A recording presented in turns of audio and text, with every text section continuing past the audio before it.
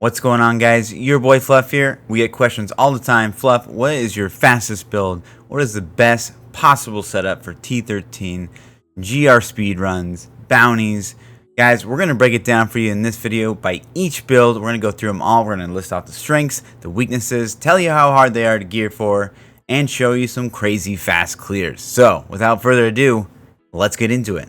Now, we've broken down what defines speed to us in 6 different categories. We're going to go with movement speed, the speed at which you kill elites, Juggernaut and Rift Guardian kill speed, trash clearing, difficulty it is to gear that setup, and then finally, how difficult is it to play. Starting off with the first Necro guide we ever uploaded to YouTube. It's basically a variation of the old Anarias push build, but modified for speed. As you guys can see, it's a melee setup, which is actually very tanky, so might be a consideration for you guys playing hardcore. But the build is based around clearing trash fairly easily with Grim Scythe and juiced up legendary gems. Basically generate corpses and use those corpses to fire big juicy corpse lances at the big guys. Now, this build's actually pretty amazing for new players, maybe people new to Necromancer or to Diablo 3 or just coming back to the game, because the playstyle is quite easy and you are again very tanky. Now, this build did suffer a lot from the Mirne fixes, but it's still very viable. The 60s you can clear in 2 minutes, 65s 2.5 minutes and under, even 69s in 3 minutes and under. And it really doesn't lose any speed until after 69, but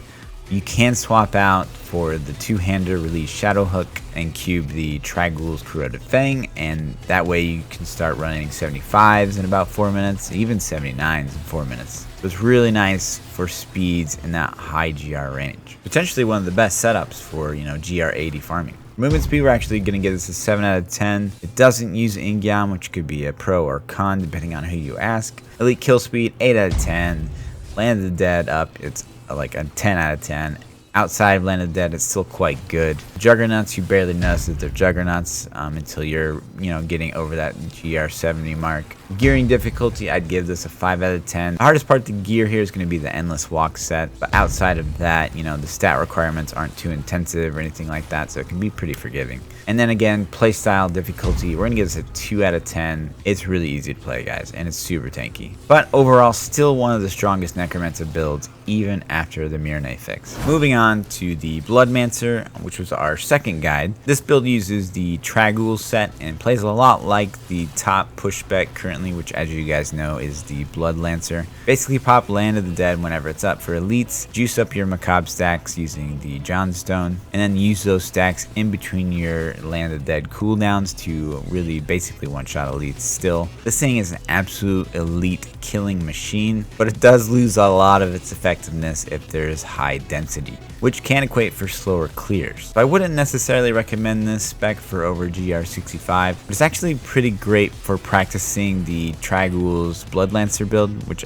again, guys, is the top build right now for Necro. And it can also be fun for groups that need that high single target powerhouse. But for movement speed, we're gonna give this 10 out of 10. This thing is juiced up like crazy. We're flying around the rift between the trag'oul set, Ingyam, and even the curse is giving us movement speed. Elite kill speed and Juggernaut kill speed, 10 out of 10. Easily the fastest elite killing, Juggernaut killing there is for Necro, just like the push build, guys. Trash clearing, we're going to give this a whopping 1 out of 10 because it does suffer in high density. It is not meant to kill trash. You are just supposed to hop from elite pack to elite pack and basically try to snipe them out of big groups if you have to. Gearing difficulty, we'll give this 7 out of 10. Does require some high CDR, does require a pretty well-rolled Johnstone, which might be pretty hard to do. And then playstyle difficulty, we're also going to give it an 8 out of 10. It does rely a lot on the healing that you're going to get from dashing through packs, and it can feel squishy even though it's actually pretty tanky. So it's going to require some playing to get used to. But again, guys, playing this Bloodmancer is a great way to practice for the push build. Now, moving on to the Corpsemancer, by far and away our most popular build, and rightfully so. This was our third build, which revolves around one of the most gratifying skills in Diablo, Corpse Explosion. Utilizing Ingyam and high CDR, we have our Golem's active ability up for every elite pack, and Land the Dead up for almost every other elite pack. And when you get a channeling pylon with this build, guys, you are a god. Nothing is faster than getting a channeling pylon with Corpsemancer. Just nothing. Absolute contender for the fastest Necro build there is right now. And not only for Necro, but one of the contenders for fastest builds in the game. Clear speeds at GR60 in 2 minutes, GR65 in basically 2.5 minutes and under, 69s at 3 minutes and under, and yes, even GR75 at 3 minutes and under. I would go as far to say that with good enough DPS, the spares on all your pieces, really solid gear, you could potentially farm GR79 at 3 minutes. And even though our Corpsemancer gear is pretty godly, we're still missing a really good Johnstone.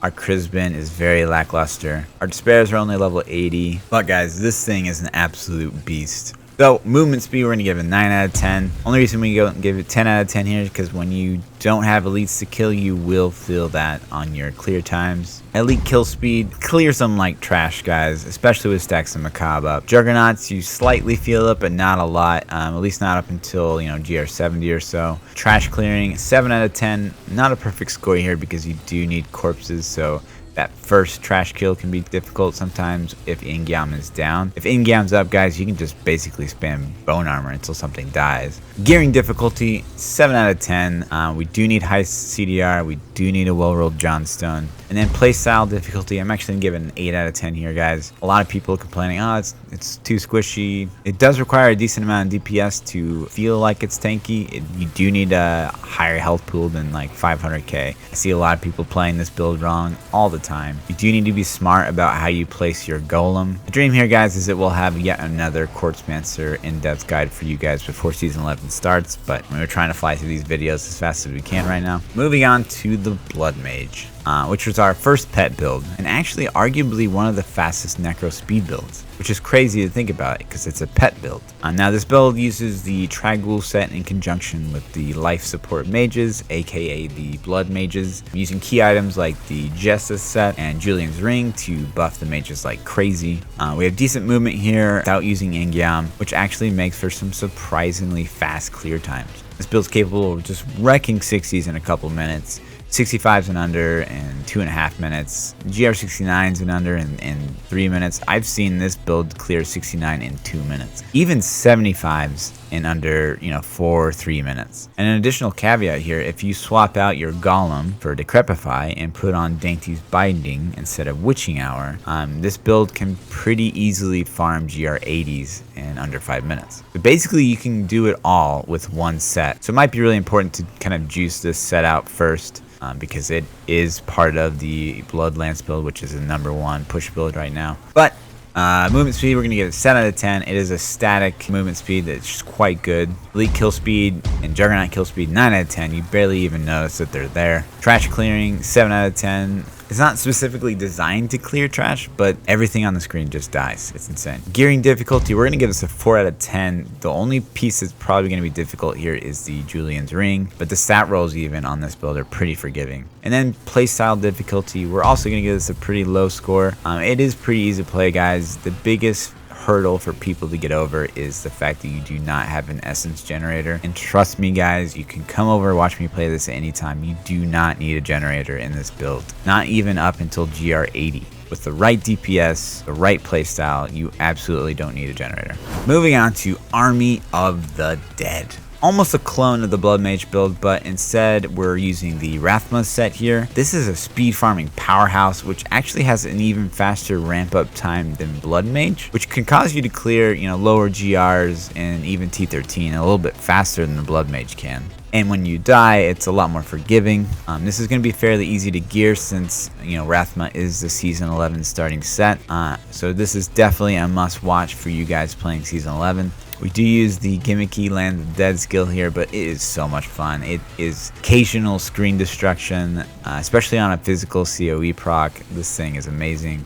We even use it up until basically GR70. It's a lot of fun to use. But this build easily smokes GR60s, 65s, and even 70s in 2.5 minutes and under. To go above 70, you really have to change some things out. I'll link kind of what I landed on down below. It's kind of a version of the Singularity push build, but again, guys, built for more speed and wearing NEMs and stuff like that. but we can easily farm GR80 with Rathma in, 4 minutes. And overall, this build is quite easy to play. So, movement speed, elite kill speed, juggernaut kill speed, just like Blood Mage. It's almost the same build, just using Rathma. Trash clearing, also the same score. Gearing difficulty, really easy. It is a starting set, and that Julian's Ring is going to be the hardest thing to get. Playstyle, we're going to give it 1 point more than the Blood Mage, just because if you think Essence generation is difficult on the Blood Mage without a generator, it's actually even more difficult on Army of the Dead without a generator. Mostly because we don't use the passive Commander Others and Dead, which reduces the cost of the command skeletons. We actually lose more essence in this build, but again guys, with the right DPS, the right playstyle, you're never going to run an essence. But if you mess up, you'll definitely feel it.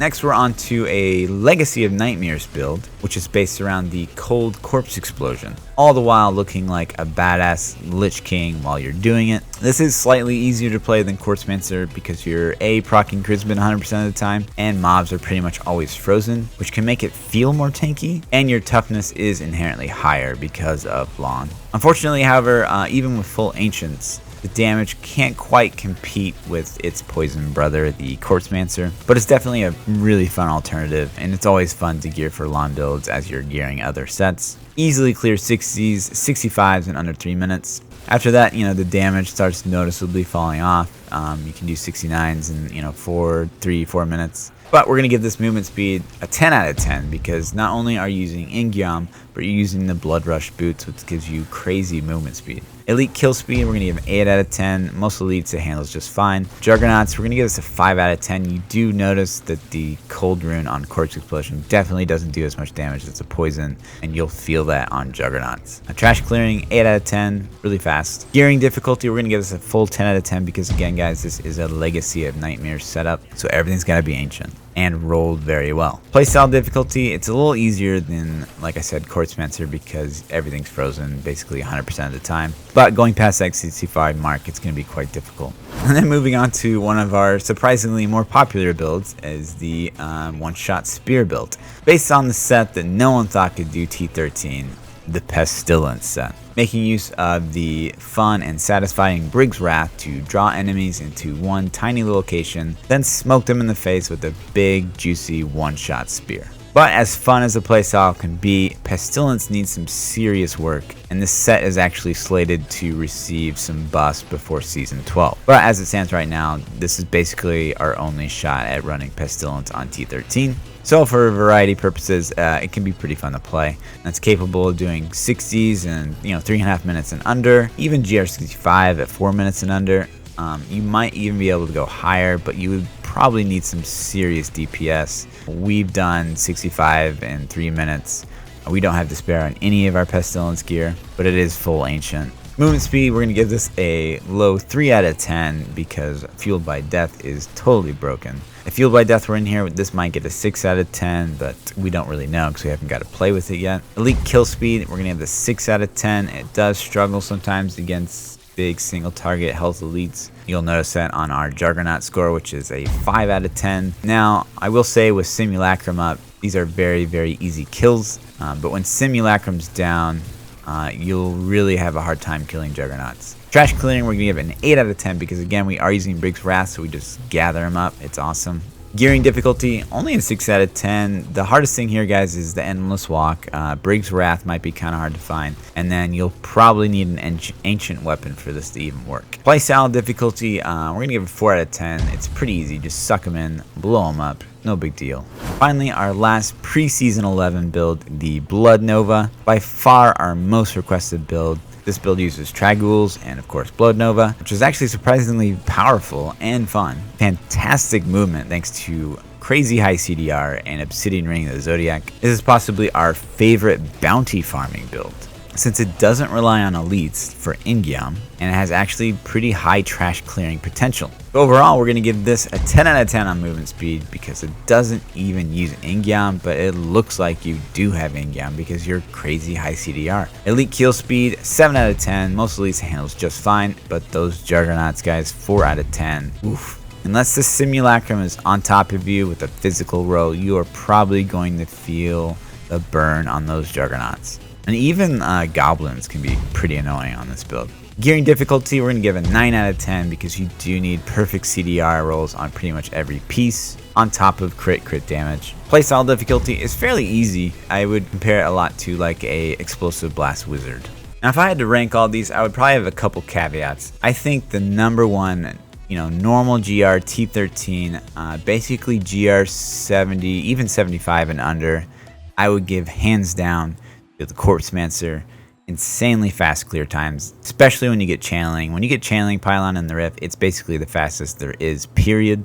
But basically right on its ass is the Blood Mage. Absolutely amazing clear times. And the Blood Mage can go past GR 75 farming pretty easily. And it feels really consistent. I barely ever get GR 69 on a Blood Mage in over 3 minutes ever. And sometimes on a Corpsemancer, you will get just a weird floor with like 0 elites, and you might finish over 3 minutes once. So that's where Blood Mage would have the edge. It's very, very consistent. Then if I had to pick a third, I would go with the Bonemancer. Still very strong, and the fact that it can push up so easily to GR 80 makes it quite strong overall. And you guys saw those clear times that, GR 69, still 2.5 minutes, insanely fast. And then right in the same category, these are all still the top 4, but Army of the Dead, really, really good. The only reason I would rate it at 4 is because if you want to go over 70, you really have to change it up and do like a variation of the push build, like we said. Blood Mages lose their effectiveness. And if you can't get used to the essence burn, then you would probably have to put in a generator, and that would definitely bring it in the 4th place. Then for, I would say, kind of our tier 2, we would have the Blood Nova and Lich King. Both really fun to play, both able to fly through GR 65s, but not really able to do much more than that. We do expect them to buff Blood Nova before season 12. So if they do that, we expect Blood Nova will be even faster than it already is, which would be great. And eventually they're going to fix Fueled by Death, which would basically make almost all of our builds just a little bit faster. Then on the bottom tier, I would probably say Pestilence and the Bloodmancer. Pestilence, we all know, is a bit underpowered, and Blizzard has already come out and said it's slated for changes before Season 12, so hopefully they'll kind of design it around the playstyle that we've already made, but you never know. And then Bloodmancer, well, very fun, very fast. It's very, very bad at density, which tends to happen as you go higher in GRs. But again, it's nice to play to get used to the Bloodlancer push build. Anyways, guys, we hope that helps. Other than watching each one of our videos to its entirety, hopefully this will help you maybe pick something you want to start gearing for, something you want to play in Season 11, or even help you determine what's the fastest. But of course, I would still recommend watching all of the videos. Why not? So guys, we want to know, what's your favorite build? What do you think is the best? Let us know in the comment section below. As always, like, subscribe, come over to Twitch, ask your questions, support us on Patreon. We'll see you guys in Season 11. Peace out.